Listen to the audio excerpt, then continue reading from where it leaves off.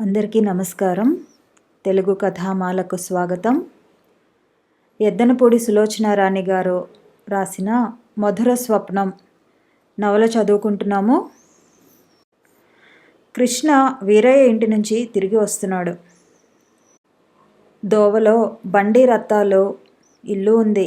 రత్తాలు కూతురికి బాగా జ్వరంగా ఉంది. 2 రోజుల కిందట హాస్పిటల్కి తీసుకువస్తే చూసి మందు ఇచ్చాడు. మళ్ళీ మర్నాడు తీసుకువచ్చి చూపించమని చెప్పాడు. రత్తాలు రానేలేదు. రత్తాలు ఉదయం బండి కట్టుకుని వెళ్తే రేవు దగ్గర నుంచి ఊళ్ళోకి, ఊళ్ళో దగ్గర నుంచి రేవుకి తిరుగుతూనే ఉంటాడు. ఇంకే పనైనా చేయాలంటే నాకు చెడ్డ విసుగు అంటూ జ్వరం వచ్చిన కూతుర్ని చూసి విసుక్కుంటూ, పిల్ల చచ్చినాళ్ళు చెబితే వినరు, వానలో తడుస్తారు అన్నాడు రత్తాలు. మర్నాడు మళ్ళీ రానేలేదు. మాణిక్యాన్ని అడిగితే జ్వరం అలాగే ఉంది బాబు అన్నాడు. కృష్ణ రత్తాలు పాక దగ్గరికి వచ్చి రత్తాలు అంటూ కేకపెట్టాడు. లేడు. ఇంట్లోంచి మొరటుగా ఉన్న కంఠం గావు కేకతో సమాధానం ఇచ్చింది. కృష్ణకి ఉండాలో వెళ్ళిపోవాలో తెలియలేదు. బస్తీలో పుట్టి పెరిగి వచ్చిన అతనికి ఈ పల్లెటూరు వాళ్ళ మర్యాద మన్ననలేమిటో సరిగ్గా తెలియవు. ఇక్కడ ఆడవాళ్ళు మగవాళ్ళని చూస్తే తలలు దించుకుని తప్పుకుని వెళ్తారు. తను ఎంత డాక్టర్ అయినా వాళ్ళ మర్యాదలని అతిక్రమించకుండా ప్రవర్తించాలని కృష్ణకి బాగా తెలుసు. ఇంటి మగవారు లేకుండా ఇంట్లోకి వెళ్ళటం మర్యాద కాదు. అతను క్షణం తటపటాయించి చిట్టి అని పిలిచాడు. ఎవరు? శరీరం అంతా తలుపు చాటుకి చేర్చి ముఖం మాత్రం బయటికి పెట్టి ఒక ఆమె తొంగి చూసింది. కృష్ణని చూడగానే చిట్టి లేదు, బడికి పోయింది అంది. బడికి వెళ్ళిందా? ఆశ్చర్యపోయాడు. జ్వరం తగ్గిపోయిందా? తగ్గిపోలేదు. పంతులమ్మ పరీక్ష రాయకపోతే కొడుతుందిట, అందుకని అట్లా జ్వరం పెట్టుకునే ఎగేసుకుంటూ వెళ్ళింది. సరే, కృష్ణ బయలుదేరాడు. అతనికి ఒళ్ళు మండిపోయింది. ఆ పిల్లకి ఫ్లూ. అది తగ్గకుండానే స్కూల్కి వెళ్ళింది. ఆ జ్వరం అక్కడున్న మిగతా పిల్లలకి అంటుతుంది. ఆ పిల్లల ద్వారా ఇళ్ళకి వెళ్ళి పెద్దవాళ్ళకి వస్తుంది. వీళ్ళకి ఇవేమీ తెలియవు. అతను సైకిల్ మీద వస్తుంటే బస్తాలున్న బండి తోలుకొని వస్తూ రత్తాలు ఎదురయ్యాడు. కృష్ణ సైకిల్ ఆపి నిలదీసినట్టుగా అడిగాడు. రత్తాలు, చిట్టిని స్కూల్కి వెళ్ళనీయవద్దంటే ఎందుకు పంపించావు? ఏం చేయను బాబు, పంతులమ్మ గారంటే మా అందరికీ భయమే. పిల్లలు స్కూల్కి రాకపోతే ఆవిడ మమ్మల్ని తిడుతుంది, రూపాయి జుల్మానా కట్టమంటుంది. ఎవరా పంతులమ్మ? జ్వరంగా ఉన్న పిల్లని కూడా స్కూల్కి రమ్మంటుందా? తల ఊపాడు రత్తాలు. అదిగో ఆ వీధిలోనే బడి, మీరు వెళ్ళి చూడండి. చిట్టి అక్కడే ఉంటుంది. 3వ క్లాసులో కూర్చుని ఉంటుంది. కృష్ణకి ఒళ్ళు మండింది. పిల్లలు స్కూల్కి రాకపోతే రూపాయి జుల్మానా చెల్లించాలా? అమాయకులైన తల్లిదండ్రుల్ని దోచేయడానికి ఇదో వంక. ఇక్కడికి వచ్చినప్పటి నుంచి చూస్తూనే ఉన్నాడు. 100కి 80 మంది అమాయకులు, మూర్ఖులును. మిగతా 20 మంది తెలివిగల వాళ్ళు అయితే ఏదో రకంగా వీళ్ళని దోచుకుంటారు. ఈ పంతులమ్మ వారిలో ఒకరిది కాబోలు. పిల్ల స్కూల్కి రాకపోతే రూపాయి జర్మానా అంటే వీళ్ళు పిల్లలకి జ్వరం వచ్చినా సరే బడికి పంపి తీరుతారు. రూపాయి కట్టాలంటే అమ్మో రూపాయి అనుకుంటారు. కృష్ణ సరాసరి స్కూల్కి వచ్చి సైకిల్ ఆపాడు. ఎలిమెంటరీ స్కూల్ అది. 3వ తరగతి అని బోర్డు వేళ్లాడుతున్న చోటు నుంచి 6వ ఎక్కం బిగ్గరగా పిల్లలంతా కలిసి అరుస్తున్నట్టుగా చెబుతున్న ధ్వని వినిపిస్తోంది. కృష్ణ సైకిల్ దిగి చరచరా లోపలికి వెళ్ళాడు. అక్కడ మొదటి వరుసలో చిట్టి నిలబడి ఉంది. ముక్కు నీళ్లు కారుతుంటే తుడుచుకుంటూ ఎక్కం వల్లవేస్తోంది.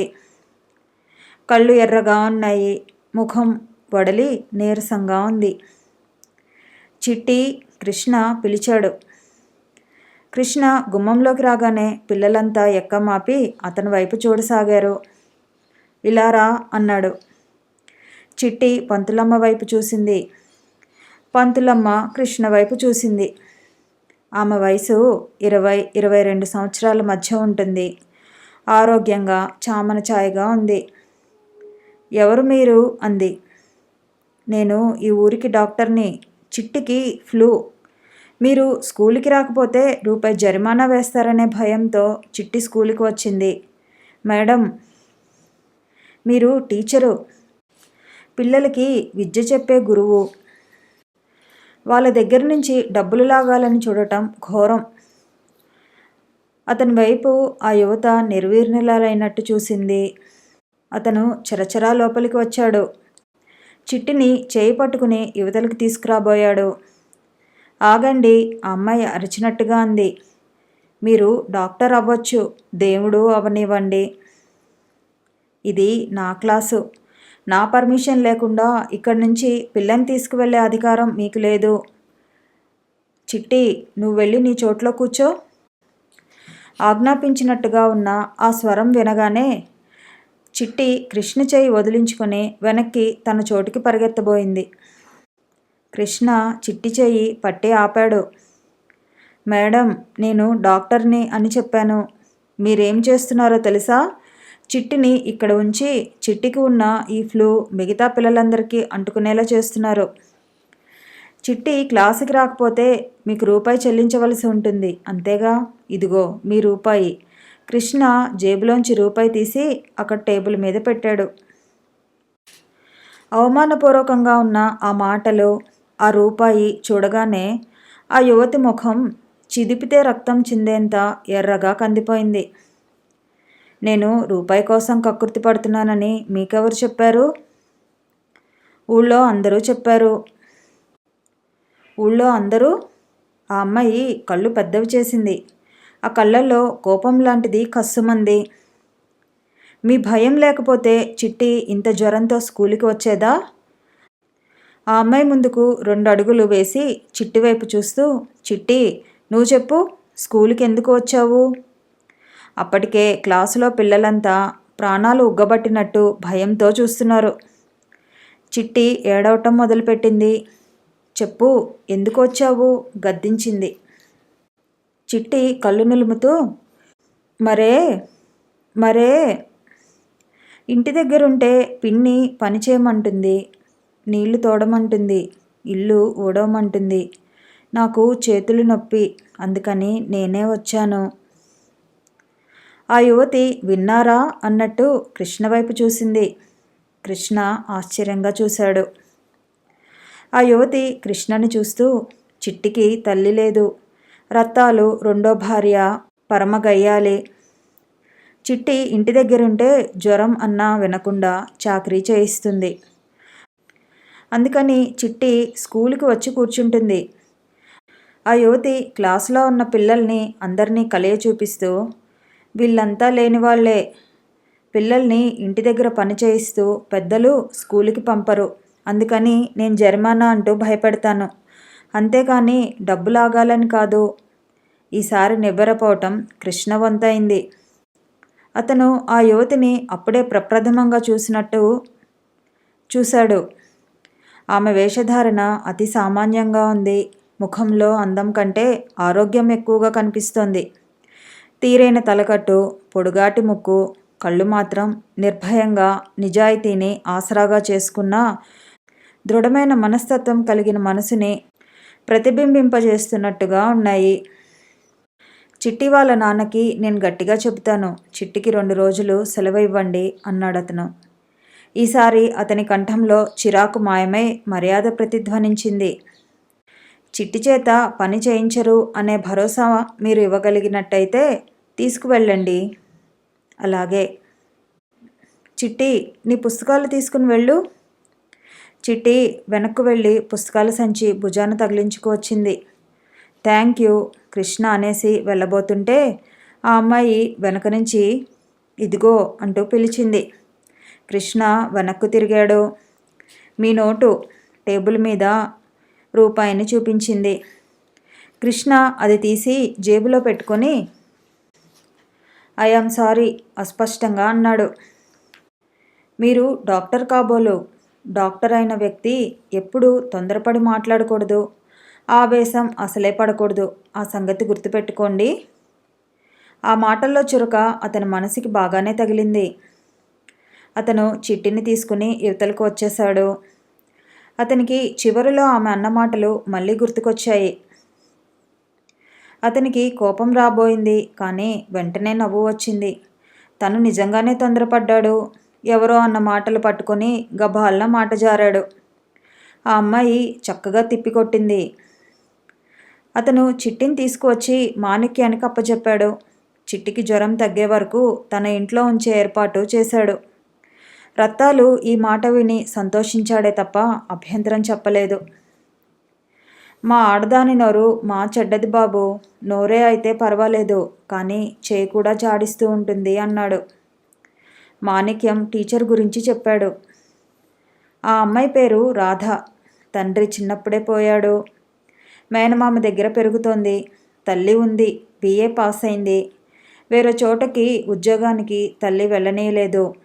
అందుకని ఈ ఊళ్ళోనే, ఈ ఎలిమెంటరీ స్కూల్లోనే ఉద్యోగం చేస్తోంది. రాధ తండ్రి కూడా ఉపాధ్యాయుడే. అబ్బో, పరమేశం మాస్టారు అంటే ఊళ్ళో వాళ్ళకి ఇప్పటికీ హడలే. అంత ఖచ్చితమైన మనిషి ఆయన. విపరీతమైన కోపిష్టి స్వభావం, కానీ మళ్ళీ ఎంతో పరోపకారి. రాధకి తండ్రి కోపం అంతగా రాకపోయినా ఆయన డిసిప్లిన్, పరోపకారితనం బాగా వచ్చింది. పరమేశం మాస్టర్ కూతురైన రాధ అంటే ఆ ఊరిలో అందరికీ గౌరవమే. గౌరవాభిమానాలని ప్రాణప్రదంగా, డబ్బుని తృణప్రాయంగా చూసే వంశం అది. మంచం మీద పడుకుని పేపర్ చూస్తున్న కృష్ణ కళ్ళ ముందు ఆ అమ్మాయి ముఖం కదిలింది. ఆ అమ్మాయిని తను రూపాయికి కక్కుర్తిపడే స్వభావంగా చిత్రిస్తూ మాట్లాడంగానే ఆ కళ్ళు కస్సుమంటూ లేచిన అభిమానం అతనికి మరీ మరీ గుర్తుకు వస్తోంది. ఈసారి ఎప్పుడైనా కలిస్తే మనస్ఫూర్తిగా మరోసారి క్షమాపణ చెప్పాలి అనుకున్నాడు అతను. సాయంత్రం అయింది. కృష్ణ పక్క ఊరికి వెళ్ళి బ్యాగ్ చేత పట్టుకుని నడిచి వస్తున్నాడు. సైకిల్ పాడైంది, రిపేర్కి ఇచ్చాడు. 2 రోజుల నుంచి అతను చుట్టుపక్కల గ్రామాలకు కాలినడకనే వెళ్తున్నాడు. కాలువ ఒడ్డున నడిచి వస్తుంటే అతనికి ఎంతో సేద తీరుతున్నట్టుగా ఉంటుంది. ఒక్కోసారి సైకిల్ మీద వస్తుంటే రకరకాల పక్షులు గుంపులుగా వెళ్తూ కనిపిస్తాయి. కృష్ణ ఒక పాదం భూమి మీద అంచి ఆకాశం వైపు తలెత్తి చూస్తూ నిలబడిపోతాడు. అతని మనసు స్వేచ్ఛగా, సంతోషంగా ఆ పిట్టల్లానే ఉన్నట్టు అనిపిస్తుంది.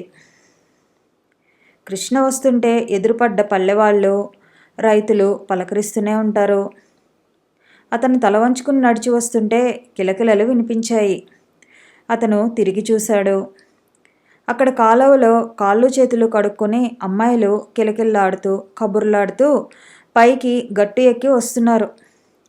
కృష్ణని చూడగానే డాక్టర్ గారే, డాక్టర్ గారు అంటూ గుసగుసలు వినిపించాయి. కృష్ణ తలెత్తి చూశాడు. ఎదురుగా వస్తున్న అమ్మాయిల్లో సీతాలు కూడా ఉంది. నెత్తిన పచ్చగడ్డి మోపు, కుడి చేతిలో టిఫిన్ క్యారియరు ఉంది. ఆ అమ్మాయిని చూడగానే కృష్ణ నవ్వుతూ, డాక్టర్ గారు బాగున్నారా అని పలకరించాడు. సీతాలు చూసి సిగ్గుపడిపోయింది. చేత్తో 2 చెంపలు వేసుకొని, క్షమించాలి బాబు, నాకు మీరెవరో తెలియక వాగేశాను అంది. ఇందులో క్షమించేంత తప్ప ఏముందని?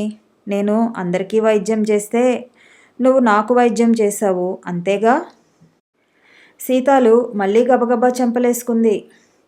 మీరా మాట అనకండి బాబు, నేను మీరెవరో దారిని పోయే పెద్ద మనిషి అనుకున్నాను అంది. కృష్ణ నవ్వాడు. పక్కనున్న అమ్మాయి సీతాలను చూపిస్తూ, దీని మాట నమ్మకండి బాబు, ఈ సిగ్గు అంతా దొంగేశమే. మా వాళ్ళందరికీ డాక్టర్ బాబుకి నేను వైద్యం చేశానంటూ గొప్పలు కొట్టుకుంటుంది అంది.